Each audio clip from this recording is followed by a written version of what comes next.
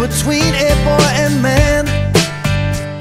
She was 17 and she was far from in between. It was summertime in northern Michigan.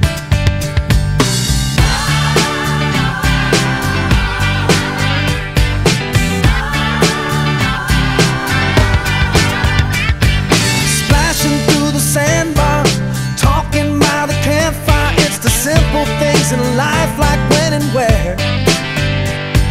We didn't have no internet, but man, I never will forget the way the moonlight shined upon her hair.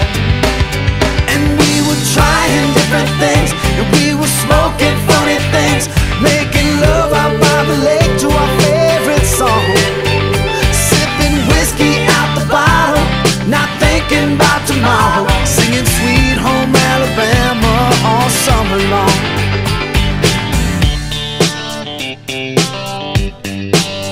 Singing Sweet Home Alabama all summer long.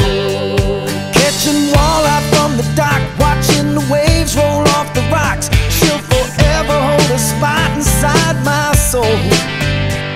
We'd blister in the sun, we couldn't wait for night to come to hit that sand and play some rock and roll.